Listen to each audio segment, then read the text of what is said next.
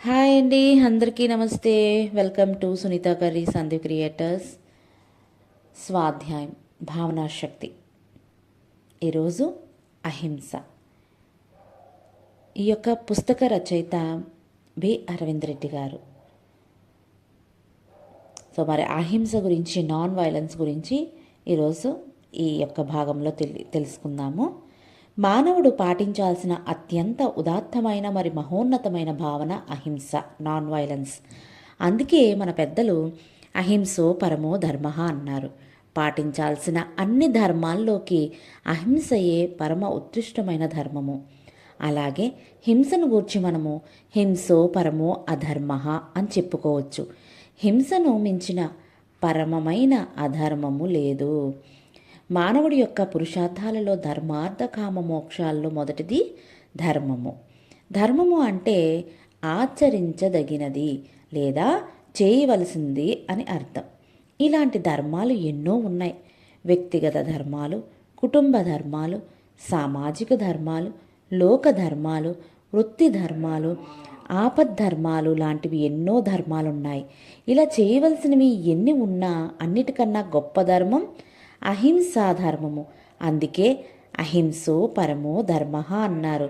మరి పరమధర్మము అంటే ఏమిటి? దీనికి మహాభాగవతంలో అతి గొప్ప నిర్వచనమున్నది.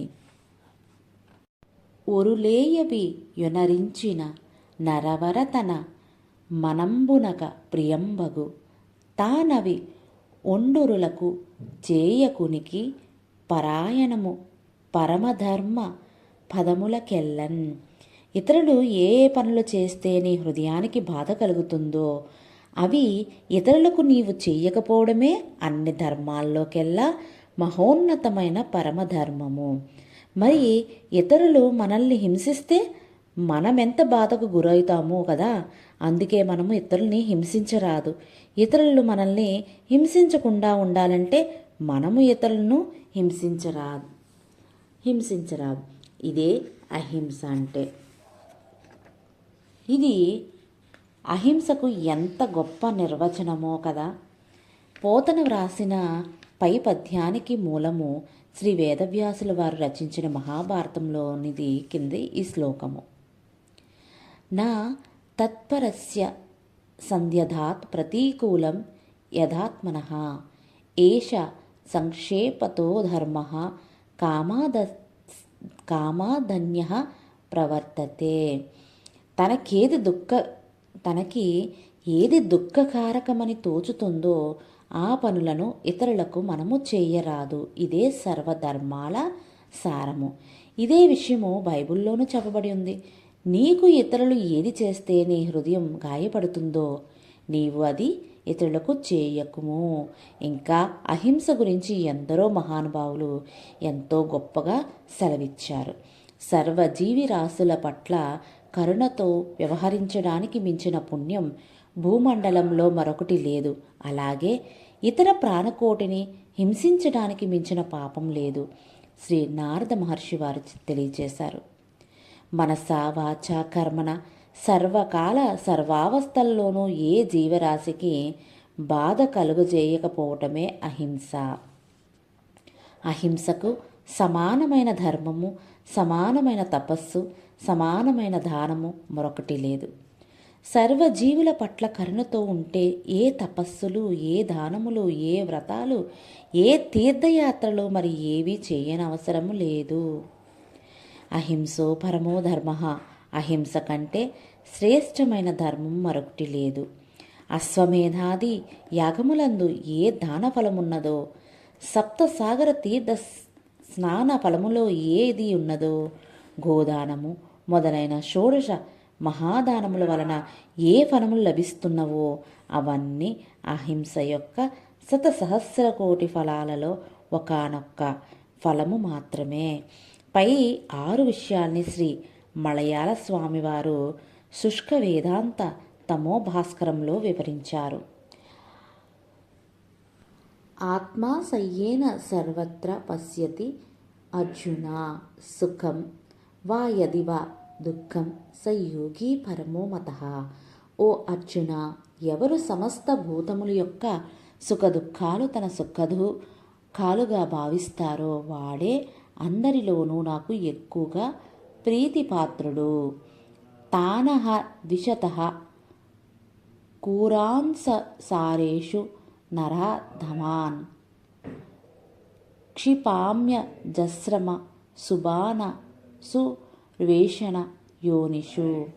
సో మాస్టర్స్, ఇది భగవద్గీతలోని శ్లోకాలు. మరి కొంచెం ఏమైనా తప్పు ఉంటే క్షమించండి. సర్వజీవులు యందు ఆత్మస్వరూపుడిపైనై ఉన్న నన్ను హింసించు క్రూరులైన దుష్టులను జనన మరణములతో ఉండు దుఃఖకరమైన ఘోర సంసారమందున మాటి మాటికి పడవేసి వారిని బహు దుఃఖకరమైన అసుర యోనులందు పుట్టించదను. అసురిం యోనిమ పన్నాముడా జన్మని జన్మని మామ ప్రాశ్రైన కౌంతేయ తదో యాస్త్యధమాం గతిం. అర్జున, ఈ విధంగా అసుర యోని యందు పుట్టిన ప్రాణి హింసకులైన మూఢులను ప్రతి జన్మనందు నన్ను పొందు మార్గం తెలియక అందుండి అధోగతి పొంది బహుకాలం దుఃఖభూయిష్టమైన ఘోర నరకమును పొందుదురు. పై విధంగా శ్రీకృష్ణుల వారు భగవద్గీతలో వివరించారు. ఎంతటి మహాభక్తులైనా పూజలు, భజనలు, ప్రార్థనలు, నామజపాలు చేస్తున్నా, ఎంతటి భగవద్ధ్యానులైనా అహింసాపరులైతే భగవంతుని శిక్షకు పాత్రులవుతారు. రావణబ్రహ్మ శ్రీరామాయణం నుంచి రావణ బ్రహ్మ తెలియచేశారు. కావున మిత్రులారా, వేదాంతల సారము, ఉపనిషత్తుల సారము, రామాయణ, భారత, భాగవతి మహాకావ్యాల సారాంశము, బైబిల్, ఖురాన్, భగవద్గీత మున్నగు బృహత్ గ్రంథాల సందేశము, ప్రతి మతం యొక్క సంప్రదాయం యొక్క ఉద్దేశము, శ్రీ జీసస్, శ్రీ బుద్ధ, శ్రీకృష్ణ, శ్రీ మహావీర్, శ్రీ వేమన, శ్రీ వీరబ్రహ్మేంద్ర స్వామి, శ్రీ మహమ్మద్ ప్రవక్త, శ్రీ ఓషో రజనీష్, శ్రీ పత్రిజీ మున్నగు మహానుభావుల ప్రవచనాలు అంతిమ సందేశం అహింస, అహింస, అహింస. ఇప్పుడు అహింస అంటే ఇంకా సునిశితంగా, సవిస్తారంగా చర్చించుకుందాం. హింస అంటే ఇతరుల హృదయాలకు బాధ కలిగించడం లేదా ఇతరులను గాయపరచడం. మరి ఎలా బాధ పెడతాం లేదా గాయపరుస్తాం అంటే, మానవుడి కర్మలు త్రికరణాలుగా ఉంటాయి. మనస్సు చేత అంటే ఆలోచన చేత, వాక్కు చేత అంటే మాటల చేత, కర్మల చేత అంటే మన ప్రవర్తనల చేత మనం హింసిస్తూ ఉంటాం. ఇలా త్రికరణంతో హింసించకపోవటమే అహింస. మరి మనము త్రికరణముల చేత ఎవరెవరిని హింసిస్తున్నాం అంటే, మనము హింసను తెలుసో తెలియకో ఇతరుల మానవులను, ఇతర ప్రాణికోటిని హింసిస్తున్నాం. మన సొక్కడికే కాదు, అంటే మనిషి ఒక్కడికే కాదు కదా ప్రాణం ఉండేది, భావాలు ఉండేది. ఇతర జీవులకు కూడా ప్రాణం ఉన్నది, మరి భావాలు ఉన్నాయి. అంటే మనుషులొక్కలకే కాదు అని చెప్తున్నారు. ఈ విషయాన్ని వైజ్ఞానిక శాస్త్రం కూడా ఈ మధ్య రుజువుపరిచినది. కావున అహింసతో ఉండడం అంటే తక్కిన మానవులను, ఇతర జీవరాశులను హింసించకుండా ఉండటమే. We get back what give out multiplied అన్నది ద లా ఆఫ్ గివింగ్. మనం ప్రకృతికి ఏది ఇస్తే అదే కొన్ని రెట్లై మనల్ని చేరుతుంది. ఇదొక ప్రకృతి నియమం. ఇది సర్వకాల సర్వావస్థల్లోని సత్యమే. మనం ఇతరులను హింసిస్తే మనము హింసించబడతాము, ఇంకా ఎక్కువగా హింసించబడతాము. ఈ నియమం ఎప్పటికీ తప్పుపోదు. ఎందుకంటే మనం హింసిస్తున్న ఇతరుల మానవుల, జంతువులు, ఇతరత్రా జీవరాశుల ప్రకృతిలో మనలాగే భాగమే కదా. కావున హింసిస్తే హింసించబడతాము. కర్మ సిద్ధాంత సారము ఇదే కదా. ఇదే విషయాన్ని మహాభారత శ్లోకాలతో తెలుసుకుందాం.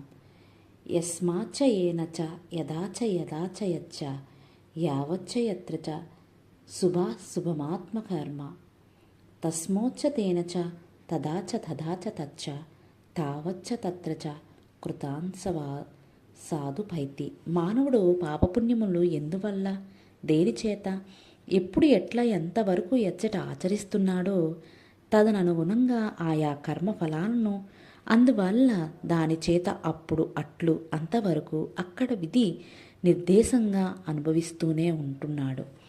ఈ విషయాన్ని భౌతిక విజ్ఞానం శాస్త్రంలో శ్రీ న్యూటన్ 3వ గమన నియమము, Newton's third law of motion చెబుతుంది.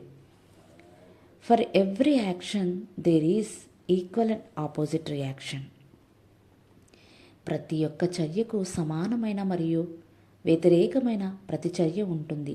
ఇది కర్మ సిద్ధాంతం కాదా, లా ఆఫ్ కర్మ. కావున ప్రకృతిలోనికి ఏమి ఇస్తే అదే రూపాల్లో మనకు తిరిగి వస్తాయి. కావున మనం హింసించబడరాదంటే తక్కిన ప్రాణికోటిని హింసించరాదు. ఇతర మానవులు మనం ఆలోచనల చేత ద్వారా కానీ, మాటల ద్వారా కానీ, చేష్టల ద్వారా కానీ, through thoughts, words and deeds హింసించటం మానుదాం. అదే అహింస. అదే మానవులుగా మన ధర్మం. మరి జంతువుల సంగతి ఏమిటి? వృక్షాల సంగతి ఏమిటి? జంతు జాతిని మనం ఎలా హింసిస్తున్నాము తెలుసుకుందాం. ఎలా మన తప్పుల్ని సవరించుకోవాలో ఓసారి ఆత్మావలోకనముకు గావించుకుందాం. జంతువులను మనము మాటల చేత హింసించలేము. ఎందుకంటే వాటికి భాష రాదు కనుక. మనం జంతువులు కేవలం ఆలోచనల చేత, మరి మన చేష్టల చేత హింసిస్తున్నాము. జంతువుల గురించి హీనంగా మనం ఆలోచిస్తే ఆ ఆలోచనల వల్ల మనలో ఆ భావం బయలుదేరుతుంది. జంతువులు ఆ భావానికి సంబంధించిన ప్రకంపనలను పసిగట్టగలవు. అలాగే వాటిని ప్రేమిస్తే ఆ భావాన్ని పసిగట్టగలవు. ఈ విషయం మన పెంపుడు జంతువులు చూస్తే అవగతమవుతుంది. ఇకపోతే మన చేష్టల చేత మనం జంతువులు చాలా ఘోరంగా, హీనంగా, క్రూరంగా, కర్కశంగా హింసిస్తున్నాం. మొదటిది వారి స్వేచ్ఛ హరిస్తున్నాము, వాటిని బంధిస్తున్నాము, వాటి పిల్లలను ఆహారాన్ని సైతం అపహరిస్తున్నాము. ఉదాహరణ, ఆవు పాలు దూడకైతే అవి మనం దూడకు కూడా ఇవ్వకుండా మనమే వాడేసుకుంటున్నాము. మన పిల్లల కాగతి పడితే మనం ఎంత విలువెల్లాడిపోతాం ఓసారి ఆలోచించండి. వాటిని కట్టెలతో, బర్రెలతో, వెదురు దెబ్బలతో, కొరడాలతో శరీరాలపై కొట్టి హింసిస్తున్నాము. మన కోపతాపాలకు వాటిపై రుద్ది వాటిని తీవ్ర గాయాల పాలు చేస్తున్నాము. ఇంకా చిన్నపిల్లలు కొందరు చిన్న జీవులను, తొండలను, పచ్చారు పాములను, తూనీగలను పరిపరి విధాలుగా హింసించడము ఈనాటికి పల్లెల్లో మనం గమనించగలుగుతాం. ఊరికే వాటిపై రాళ్ళు రువ్వడం, కాలితో తొక్కివేయడం, ఇలాంటి మొదలైన చేష్టలు మనం నిత్యం చేస్తున్నాం, మరి చూస్తున్నాం. మనపై తిరగబడలేని ఆ మూగజీవులపై ఆధిపత్యం చలాయించటం మన గొప్పగా భావిస్తున్నాం. ఇదెంతటి అజ్ఞానమో వాటి పర్యవసానాలకు అనుభవించేటప్పుడే ఆ మూగ రోదన మనకు అర్థమవుతుంది. సరే, ఇదంతా చేసి ఇంకా మనం మాంసభక్షణ కూడా చేస్తున్నాం. తోటి ప్రాణికోటిని రక్షించాల్సింది పోయి భక్షిస్తే ధర్మమా? ధర్మో రక్షితి రక్షితః, మరి అధర్మో రక్షితి భక్షితః. ధర్మాన్ని రక్షిస్తే ఆ ధర్మమే మనల్ని రక్షిస్తుంది, అధర్మాన్ని రక్షిస్తే ఆ అధర్మమే మనల్ని భక్షిస్తుంది. సోదర సమానులైన ఇతర జంతువులను రక్షించడం మన ధర్మం. అలా చేస్తే ఆ ధర్మమే మనల్ని కాపాడుతుంది.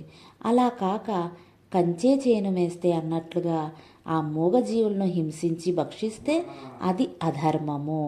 ఆ అధర్మము మనల్ని కూడా తప్పక భక్షిస్తుంది. అందువలనే మాంసాహారము మహాపాపము, అంతటి అధర్మము మరెక్కడా లేదు. కొందరు మాంసం తింటే శరీరానికి మంచిది, అవి మనుషులు తినడానికే ఉన్నాయి, ఆ విషయాన్ని మా మతం చెప్పింది అని అంటుంటారు. అది వారంతా మాంసం తినడానికి ఆ మాటలు సాకులుగా వాడుకున్నారే తప్పించి నిజానికి ఏ మతం మాంసాహారం తినమని బోధించలేదు. సైన్స్ కూడా మాంసాహారాన్ని ఇంకా పరిమితమైన పరిశోధనలతోనే సమర్థిస్తున్నది. సైన్స్ ఇంకా అభివృద్ధి చెందితే మాంసాహారం చాలా నష్టమని వారు తేల్చి చెప్పగలుగుతారు. కానీ ఈనాటి సైన్స్ ఈ విషయాన్ని ధృవీకరించడానికి ఇంకాస్త పరిశోధనలు చేయాల్సి ఉంది. మాంసాహారం గురించి కొన్ని అపోహలను, అపనమ్మకాలను వివరంగా తెలుసుకుందాం. So my dear friends, non violence గురించి మరి కొంత పార్ట్ అయితే చెప్పుకున్నాము. మరి ఈ అపోహలు, అపనమ్మకాల గురించి నెక్స్ట్ పార్ట్లో తెలుసుకుందామండి. Thank you for watching. Thank you so much.